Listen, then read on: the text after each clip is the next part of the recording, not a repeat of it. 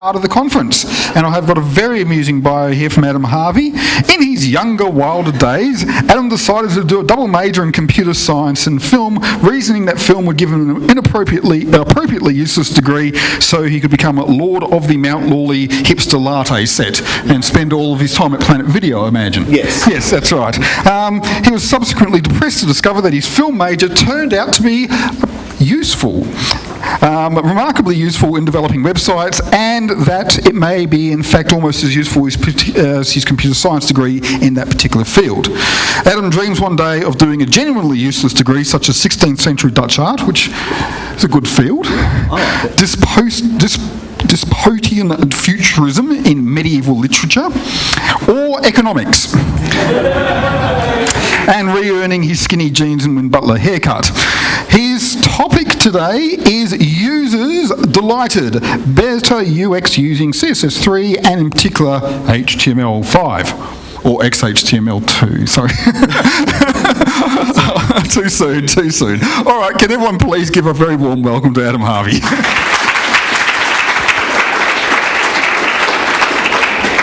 Thank you very much. First, a couple of just housekeeping announcements. The first is that I know the projector is flickering.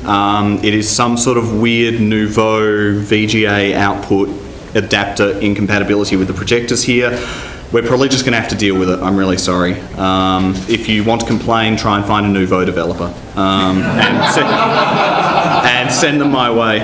The other piece of housekeeping is that after watching Andy Fitz this morning, I put a small tag around the UX part and a strong tag around the CSS3 part of my talk title, mostly on the grounds that Andy did a way better job than I was going to on the UX side of things, so I suggest just watching his talk on video if you weren't there this morning. So it's mostly going to be a CSS talk, and I'll just touch on UX as I go. So I'm going to start by sort of talking about what UX means to me as a developer, rather than, I'm not a designer, I don't pretend to be a designer, I don't play one on TV. And my film degree was much more structured around things like script writing than actually making things look pretty. And not script writing in the PHP sense, just to be clear. So I'm going to talk about what UX really means for me as a developer. Then we're going to kick into some actual new CSS3 stuff and how that can affect UX, and also what you can use where and in what context at the moment, based on the fact that browser support is a little bit spotty. And then I'll sort of wrap up with a quick discussion of performance and hopefully a couple of demos, and we'll see where we are time-wise at that point. I do want to, before I start, I don't know if anyone here saw Daniel Nadarsi's talk on the horrible history of browsers yesterday at the Browser Miniconf. For those who didn't see it, I'll spoil the punchline on the video. The punchline is that Internet Explorer 9 is the best browser of all time. It's quite a big call. Unfortunately, much as I like Daniel, he's completely wrong on this one. Internet Explorer 9 may in fact be the devil, and by the time I've put up a few compatibility slides, you will understand why. So, user experience. Most of the things that we develop as web developers ultimately are actually used by meatbags sitting at keyboards.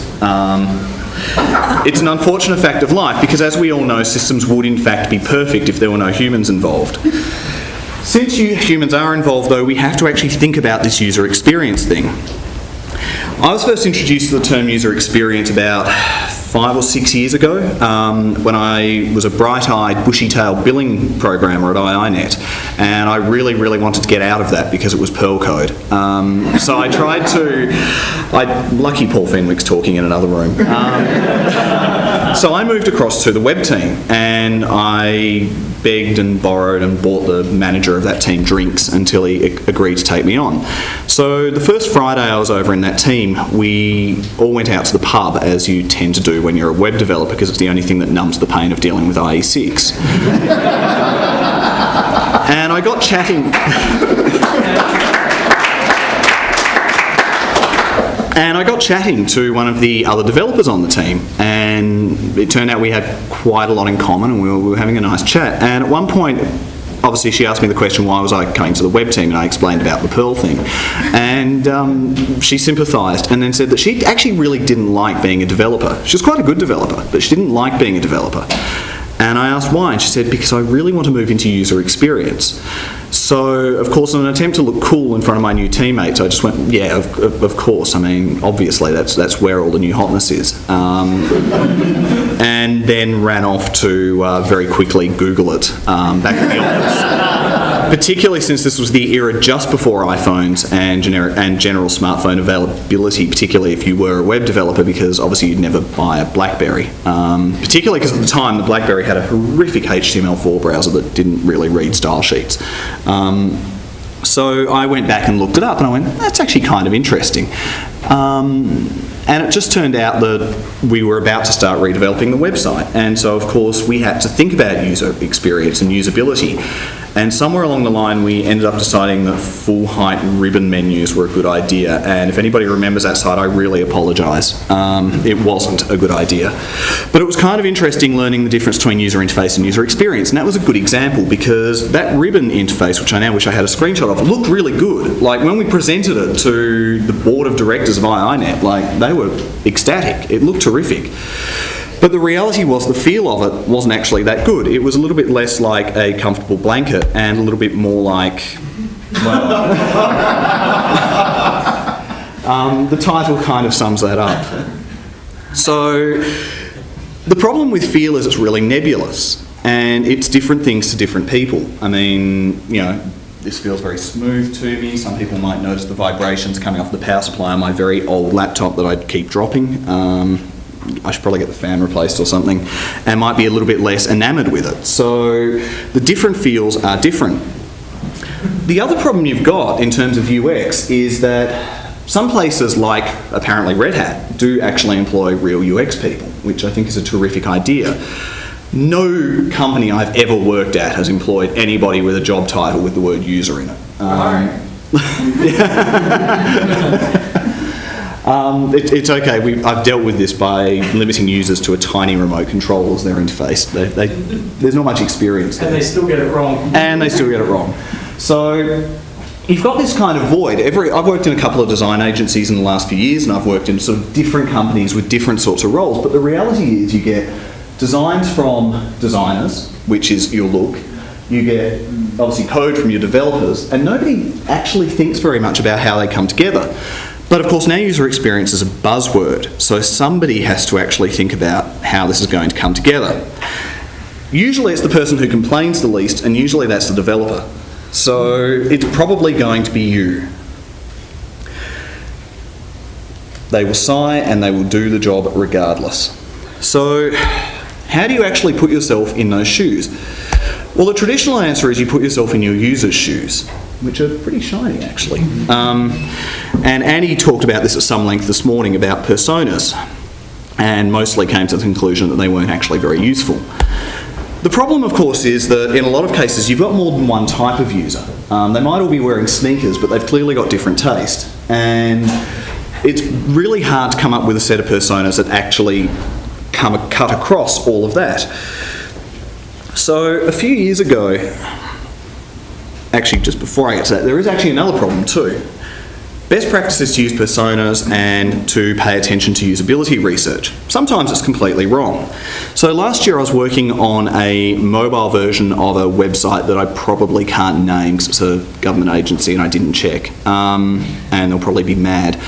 But it was a phone, we did phone and tablet versions of this website, all off the same back end, so it was the same basic content, but it was kind of, the existing design kind of sucked, but their director was really attached to it. So we couldn't actually change the desktop site design, so by stealth they decided to sign up for tablet and phone versions so that they could try and convince the director down the track that that was actually much better.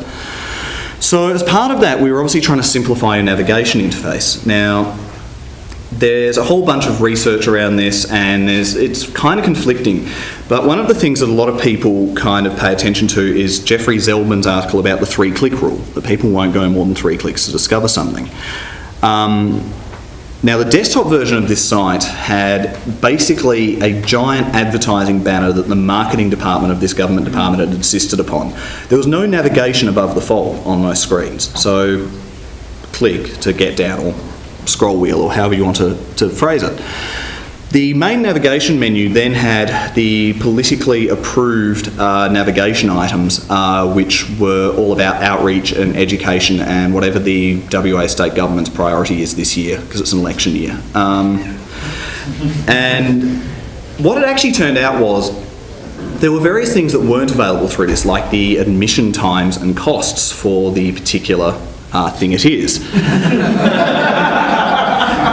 It turned out that the most hit page on the entire site was the admission prices page, because people wanted to know what it would cost to take their kids along to this thing that I'm rapidly losing the anonymity of. I'll give you an added hint, there are elephants. Parliament? Yes.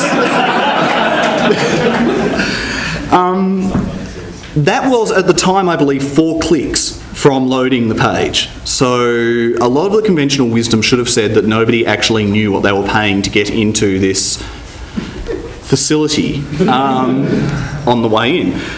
As it turned out, it was still the most hit page. So sometimes it just turns out your research is wrong or contradictory.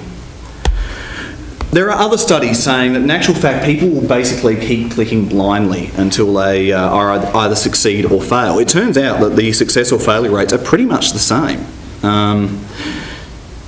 Nevertheless, I'd probably still suggest putting your most hit page on your main navigational structure.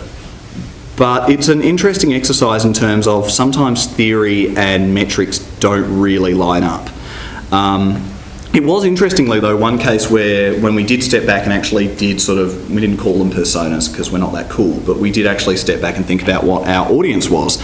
It seemed fairly logical to us that prices were going to be pretty high on the list. We actually thought it was going to be opening hours. We had a bet going. I lost a beer on this, but it basically turned out that what we thought was more or less right, the metrics backed that up, but what had been implemented was wrong.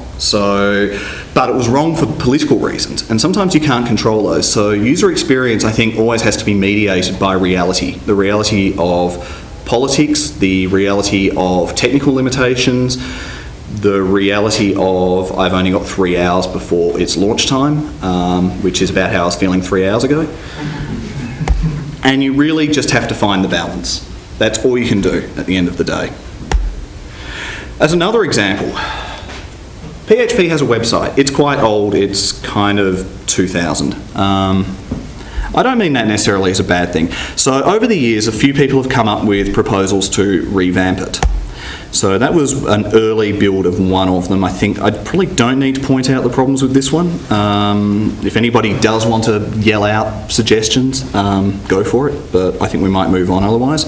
Gradually it evolved a bit, like, hey, contrast, that's good. It gradually got to, this is, I think, the current version of the beta site.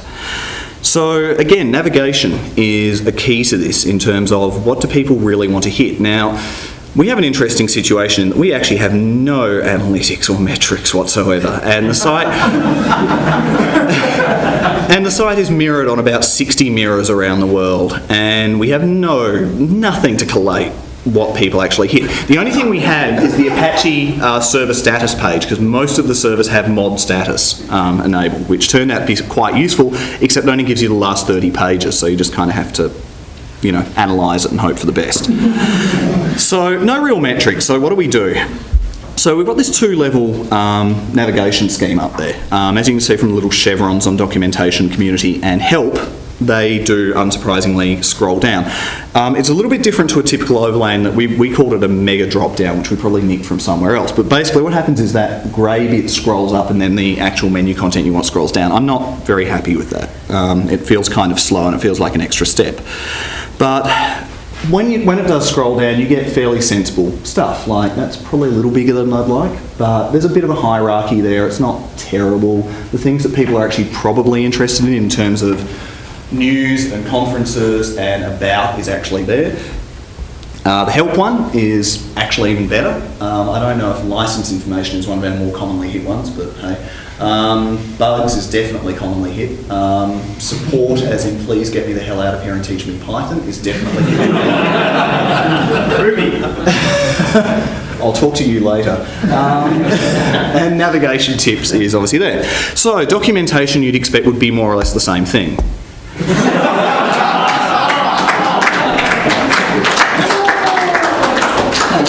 This is what happens when developers don't really think about user experience. The interesting part is when this is not what it looks like right now. I have actually changed it, and I'll show you what it looks like now in a sec. But the interesting part was that, and it comes back to the variety of users, is that we actually had, when I changed it to what you're about to see, people actually came back, like developers mostly, and said, but I really like that. I could get to everything I wanted. And then it turned out that they had like 30-inch retina display type monitors, and it actually fit on their screen. For most people it didn't. Like on my MacBook Pro, which is quite old, but it's 1440 by 900, which is a pretty reasonable sized laptop screen. A lot of them are smaller nowadays. It still didn't fit above the fold. It got a little bit further down, but there's actually more headings under that, just to really mess you up. So, without any analytics whatsoever, we guessed. We talked about it on IRC, and we've tried to work out what the things people actually want is. We're a little bit hamstrung in terms of the really obvious thing people want is a tutorial, but our tutorial sucks. And to make matters worse, pretty much every tutorial on the first page of Google sucks, so we can't even nick someone else's. But this is kind of an ongoing work in progress. This still isn't all that good, but it's kind of, in the absence of metrics, we've got to find the balance. And the only balance we can find is thinking about, well, what would we want, which kind of is where the function reference comes from, and security, and what would a new user want? Like somebody visiting the site for the first time who can't navigate the manual. So we'll go with the tutorial and the language reference, and I don't know, it might be a spectacular failure, and I'll be here next year talking about how bad it is. Anyway, that's kind of all I have to say for now about user experience. I think for developers, it's one of those things where you have to be aware of it, and you have to think about it, and you have to consider it, because otherwise you end up with that. But equally, it has to be mediated by the various other things that you have to deal with. The nice thing is, though, that we now have in web development a hell of a lot of new good tools to improve the user experience. Once upon a time, for those of you who are, like me, sadly old enough to remember this, and I wish I could steal your joke from yesterday, but I'm not going to. In the beginning, of course, there were no images, then there were images, then there were different font sizes, then there were different fonts, then there was styling. Then there was a period where IE was dominant and everybody used Flash for anything dynamic, which kind of sucked. And then obviously from there we had the second browser war, and we've ended up in a position where all of a sudden we have actual forward progress again on specs, which is lovely. And nowadays CSS3 in particular allows you to do an awful lot of really interesting things in terms of improving user experience and providing smoother user experiences. Of course, there are a number of reasons why that's important. The first is the philosophical one of, well, it means we're not reliant on Flash, the world can be more open sourcey. If anybody wants to start Kumbaya, please feel free to. But the more significant reason really is that, of course, we have a much wider variety of devices than we used to. This has no processing power whatsoever. I mean, it's 2 years old, it's ancient. I'm surprised it's not a dinosaur, an actual physical one.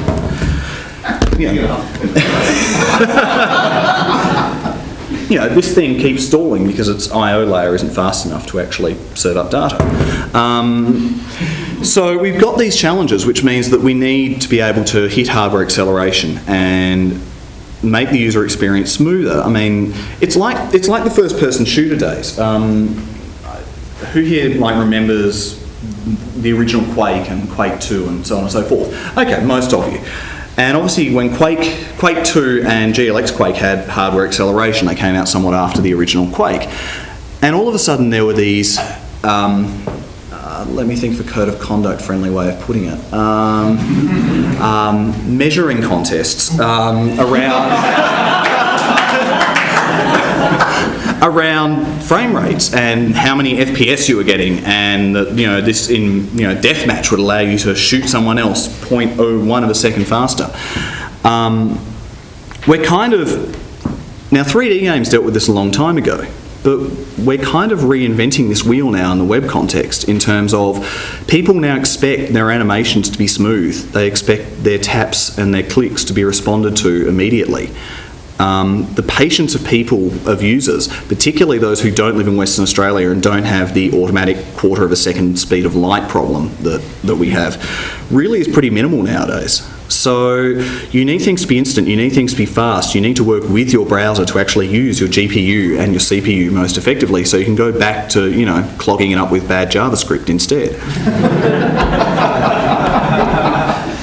So, an example of this. Now, font face isn't a new thing, and I'm not going to talk about font face in general because that's actually kind of pointless. I'm sure most of us already know what it does. Most of us probably used it in actual fact. I'm using it right now, matter of fact.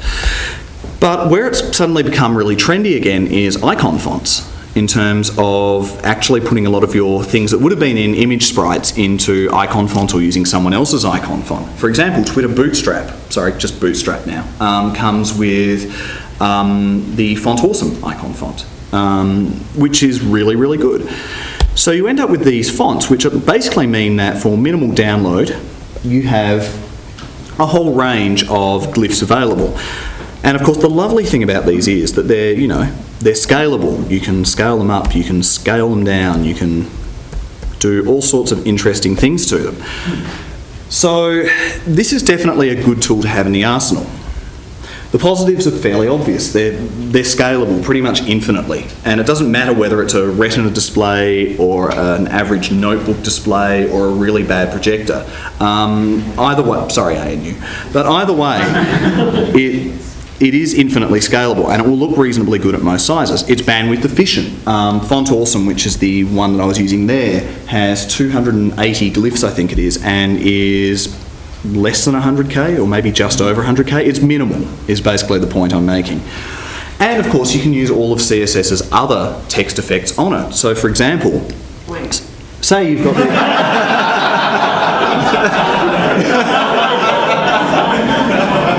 I feel like I need a gold chain now every time So say you've got this lovely retro camera, which is actually called retro camera, because apparently Instagram is trademarked. And then you want to, I don't know, put some sort of effect on it. Say you want to put a glow effect on it. Because it's just text, you can put a text shadow on it. I don't know how obvious this is on the projector. It's not too bad. Yeah, you can see what I'm getting at there. The really nice thing, of course, is you can then do other things like, okay, let's make it transparent, and now I've got a blurry version that's still going through the operating system's hopefully reasonably well optimised, unless it's Windows, code path for font rendering. And hopefully it's hitting whatever GPU acceleration it can, which is probably none in fairness, but you know, maybe the blur's going through it, I don't know. But the point is that it's actually a good way of just changing up what you can do with icons. And you can use it with things I'm going to talk about later to actually really do some interesting things. There are, however, some downsides to this. One of them is accessibility. If you don't actually put a label next to them or put a label on them somehow, you've basically just said to your screen reader users, yeah, I don't care about you. I'm really sorry. Which is obviously a problem. Most of the icon fonts now use Unicode private characters, which means there's not even any semantic meaning to what's there. So you have to have something else there for users to actually hang on to. The other thing, of course, is that there's only one colour in text, obviously. So you can have white or transparent or blue or something like that, but there's no colours within it. Which is kind of interesting because so many of the icon fonts include icons for things like Google Plus and for things like Facebook.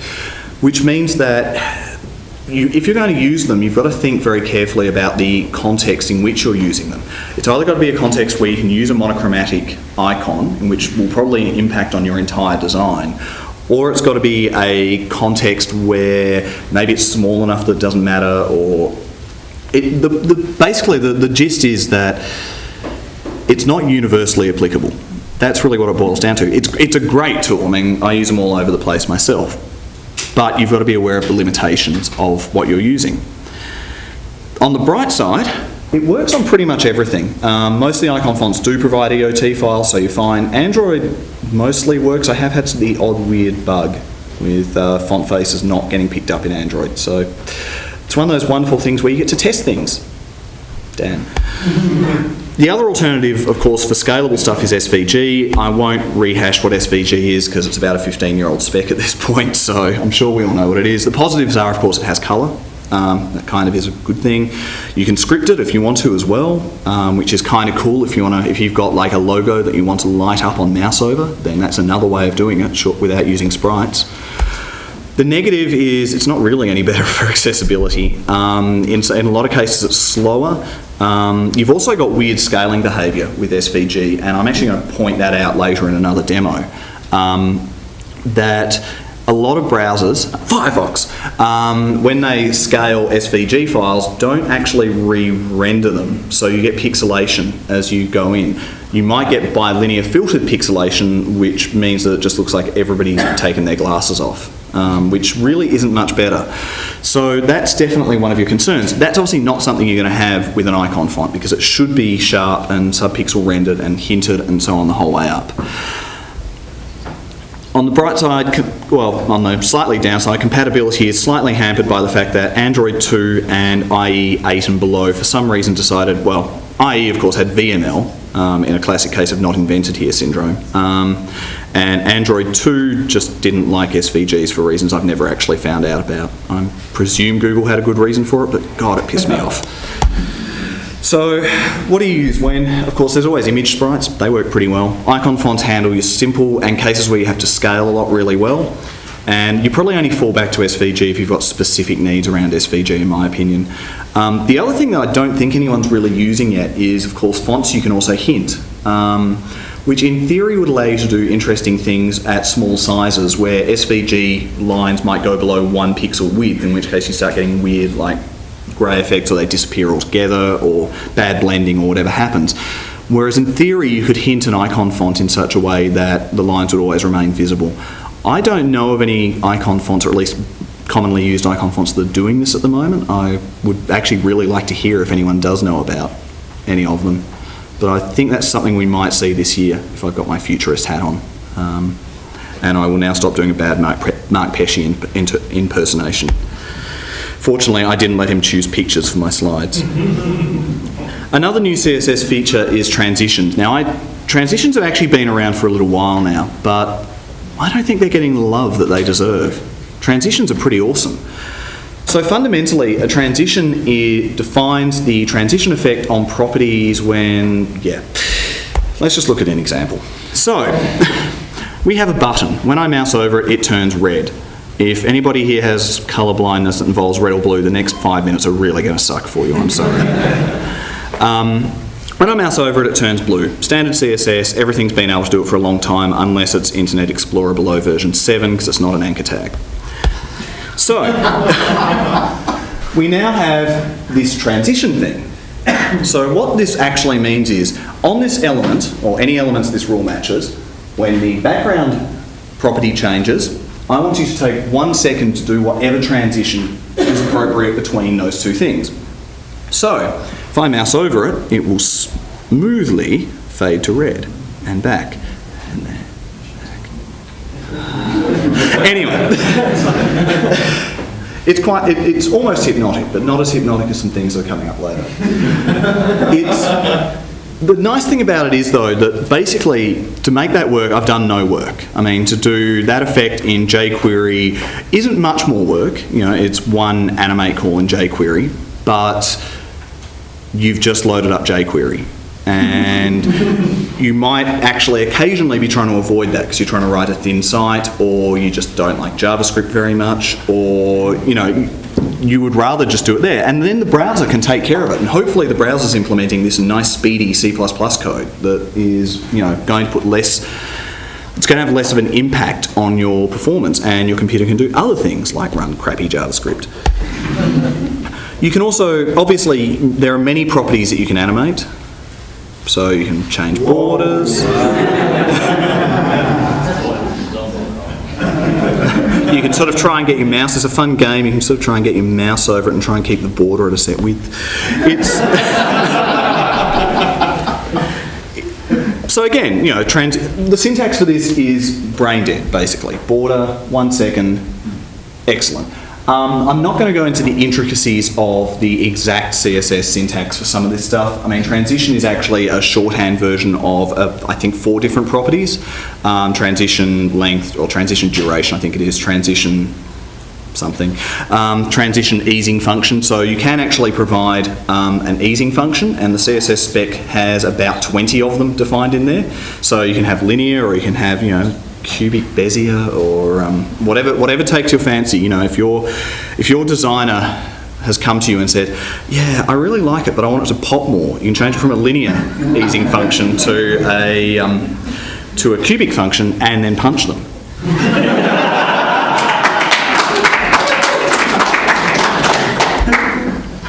Similarly, you can animate multiple elements at once. There is this handy all shorthand, which I highly recommend, because sometimes the actual names of things you've got to provide there aren't totally obvious. Sometimes it's not actually the property name, so I just prefer to go with all. There are, of course, however, a few gotchas. One of the biggies is that image transitions for backgrounds are variably supported at the moment. Now I'm running Chrome at present, which I believe does actually support them. I actually really like how the size changes too as it goes. I hadn't noticed that before. Chrome does, however, have a few problems. Let me interrupt this during an animation. Yeah, that's probably not supposed to happen. Firefox won't do anything at the moment. Firefox will just ignore that and flick it straight to the other image.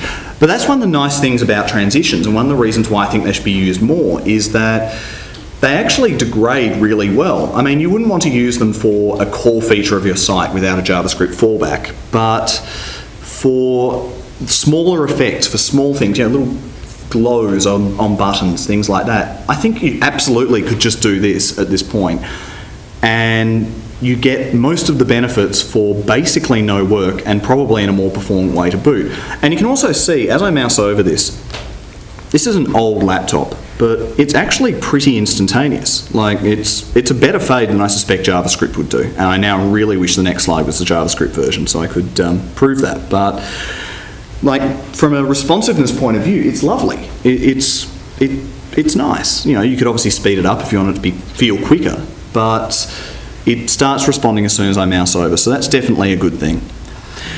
There is, however, a dark side to most of the new CSS3 features, and this is one of them. They're all still vendor prefixed for the most part. Border radius is about the only one that springs to mind that's not on box shadow now, I think. But transition certainly is. Animation, which I'm going to show you next, so I've just spoiled that, certainly is. So what you end up with is code that looks suspiciously like this, where you've got the WebKit version, the Mozilla version, the Microsoft version, because they actually support this now, and the Opera version. And then you've got the real thing for if and when somebody unprefixes it. In this limited example, of course, who cares? Like, I can use Vim. This isn't very hard to fix up. But obviously, if you have 100 of these across your site, it kind of sucks. So on the evangelism point of view, I'm going to just suggest that you cheat and use something like less or sass or something to pre-process. So that turns into that, which is actually longer, which has just disproven my point. But of course you can reuse that dot transition mix in all over the place, which will make life a hell of a lot easier for you. So I would say if you're doing a site where you're going to be using any real CSS3 features, I would very, very strongly recommend putting less or sass or something in place so that it's sane and that you don't actually drink as heavily as I do. The compatibility for transitions, going back to them, is really, really good if you can ignore Windows. The good news is that Microsoft are doing a really good job with Windows 8 of helping you to ignore Windows. So it may not be as much of an issue as it seems. The really nice thing about this is, of course, that it actually means that basically every mobile device that's in serious use, so Windows Phone users don't have to apply, but 98% of mobile devices will actually do this right now. Like, Android supported this since 1.6. iOS has supported this since 3 or something. Like, I've got an iPhone 3G at home, and it actually works on that. So what this means you can do is you can actually recreate some mobile specific effects in a really effective way. So for example, say you want to have a slide-in menu like every app at the moment seems to want to. You can do it entirely in CSS. Now I've cheated slightly here and put a little bit of JavaScript in because I don't really want to attach an ID to the body tag and then use target or something like that. But in theory you can do this in pure CSS with target selectors. It's pretty cool. And that basically is everything that had to happen to make that work.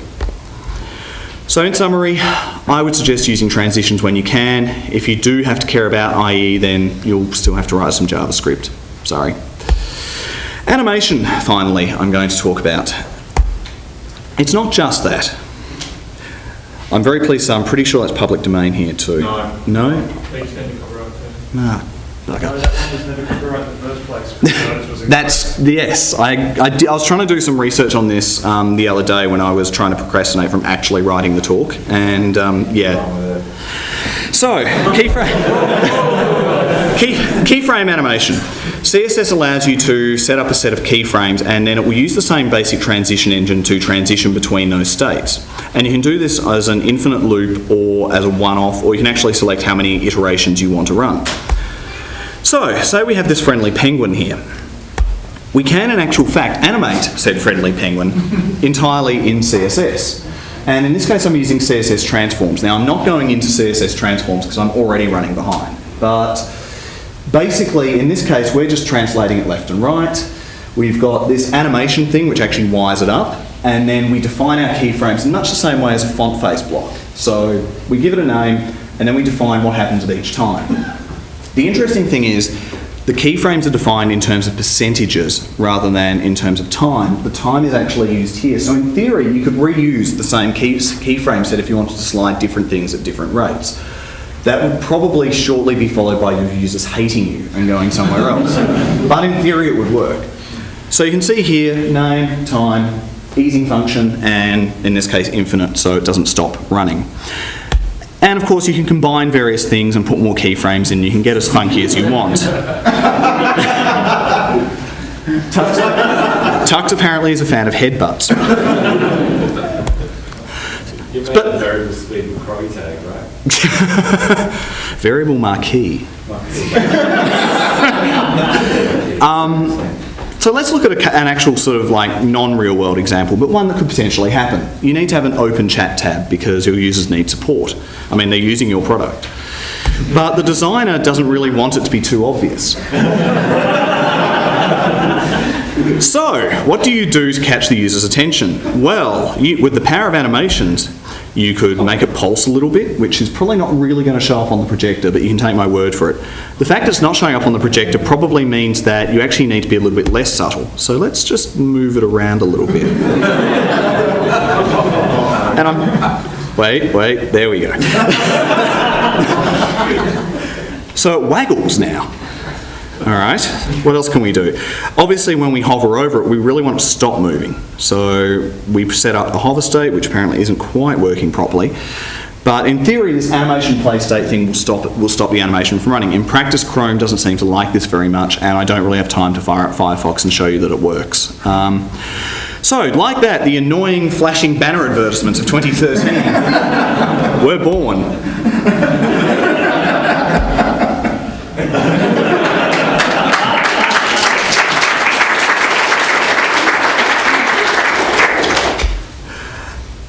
I am going to make a very quick digression into animation design. So I studied a film degree, and I'm going to attempt to compress an entire unit of that film degree into approximately 90 seconds. So, animation design doesn't just mean Mickey Mouse. It can also mean title sequences and things like that, such as the title sequence to one of my favourite shows, which was cancelled way too soon, Carnival. Now, this looks really complex when you look at it, because you're looking around and obviously there's moving pictures and, you know, there's actually sound too, which is terrifying. Who knew moving pictures had sound? And it kind of keeps going in and out of this sort of generated environment. So it's kind of cool, but when you look at it, the trick to animation design is actually breaking it up. It's like slicing up a design or a wireframe. The trick to animation design is to take it in layers. So you can see here that really we've got a card layer, we've got like a layer of people there, we've got a layer of people there, we've got a fence up the back, and then it's going to eventually zoom in and we're going to see some video, which you can probably just take my word on. So what that really means is that it's actually a series of relatively simple animations. So let me see if this is actually in my browser history. We can in fact do this in straight CSS. This is entirely HTML and CSS. There is no JavaScript on this at all. Now, it's not very pretty. You can see the SVG scaling bug there that I was talking about. The video actually runs surprisingly well. I do have to stop this in a second though, partly because I'm running out of time, but also because it will shortly crash my computer, as I found out earlier. As I was saying earlier, if anybody finds a Nouveau developer, please send them over. I will not put the code up right now. I was originally going to, but we might come back to that in questions depending on how many there are. The point is that you can slice and dice animations really easily, and you can end up with some surprisingly good effects in a surprisingly performant manner. Questions? Fire away, questions. Yes. Do you want to... Wait. For recording purposes. Sorry. Bit of a snarky question. Can you make it pop more? I can make it pop more. I should note that demo is actually pretty terrible, mostly because of the fact I wrote it in about 10 minutes immediately before the talk, so it can pop more. Amy. Shout and I'll repeat. Here we go. I just, All right. with your analytics, so you had no analytics on navigation aspects. Are you now collecting analytics on that? And have you considered or looked at using things like static navigation or et cetera for help getting around the content? Certainly in terms of analytics, on PHP specifically, no, we haven't, mostly due to technical challenges on the back end. And trying to get mirrors synchronized and things like that. In general, obviously, I don't really recommend running a site without analytics. If you're about to revamp it, that strikes me as being a fairly poor idea. I mean, analytics may lie an awful lot of the time, just as your personas do, but it doesn't mean you shouldn't at least look at them. I think in general you do want analytics. Even just sometimes you just don't have the option. In terms of static navigation, obviously, if you can do static navigation, then you should. A site like the PHP.net site is unfortunately pretty deep. I mean, there's a lot of layers to it. And it's trying... I think it's difficult to find a balance between allowing power users to get into the deep parts of the site they want to quickly and making it friendly for new users. And what we've really tried to do is sort of put some static navigation like the tutorial button on the front page to try and get around that. And that's something you've also got to think about. There's always multimodal navigation options in terms of a nav bar, but also some actual other options as well. Looking for hands. No. Oh, wait. Wait. I guess this is almost a comment, but another good reason why you might want to move to those new nice techniques that you're showing us is that even old techniques like sprite maps don't always work. So last week I found out that there's a weird bug in Android where if you use images about more than 540,000 pixels for a background, they all become aliased in Android 4.0 backwards. Yeah, I've run into that one as well. iOS used to have the limitation at 1 megapixel, and it's a really... I think that's one of the advantages of having different techniques in your back pocket, is that in that case you can use something like, you could use SVG or an icon font or something else, and transitions or something like that, and then you've still got the ability to go back to sprites on the desktop. Andy. So a fantastic hack to solve that problem is to have SVGs, the aliasing issue is going to be there for a little while, so it's a real bummer and absolutely hate, especially with scaling. If you make your SVG file something safe, about 1600 by 1600, 1920 by 1920, and you stack every single glyph or every single icon you want to use on top of each other, as long as you're willing to have an external, a separate CSS file to your core CSS file, because the power of recursing CSS would be a terrible thing that crashes out. You can then use CSS to display within a select context exactly what icon you want. So you can do not sprites, but just having the one the one graphic, then have effectively your separate style sheet, the thing that manages, turning on and off each object. Andy has just, for the benefit of people on the video, Andy has just explained a terrific way of doing CSS. Every single person who watches should actually email him now and get him to explain. We do have another question. With the incompatibilities between browsers, do you recommend having a separate style sheet for different browsers, and then how do you kind of integrate that? I think there's two parts to that answer. Usually I would throw Modernizer at it as a first pass. So for those who don't know what Modernizer is, it does feature detection of CSS features and then adds class names to your HTML element. So you can then use that to make specific style rules. I would probably, if I then had a significant number of differences, I would then break out style sheets from there, but that would be my first pass, would be that. Tim? How many of the animation stuff have like polyfills that like fall back to JavaScript if you can't do it natively? I'm sure there's stuff out there. I'm not particularly aware of it because, to be perfectly honest, the animation stuff is only... So I did a talk last year at a mini-conf, and at OPM in actual fact, and demoed this, and at the time the animation support was almost non-existent. It's really come along in the last 12 months, but there's still not that much of it being used in Anger, and I've got to say I haven't used it in Anger yet on a site other than a mobile site. So we didn't really have the polyfill issue. I don't know if anyone else out there is aware of something, but it doesn't seem like it. Oh. Way up. Wait, hey, the AV Can you just person. speak into the camera? Fantastic. How long till we get the new PHP site? That is a pretty interesting question. I think we're currently my aim is to try and have it to switch over on April 1st. I'm actually serious about that because I'm really curious to see what the reaction is, and if it's really, really bad, we can actually just switch it back and just say All right, everybody, thank you. Adam, big hand, applause.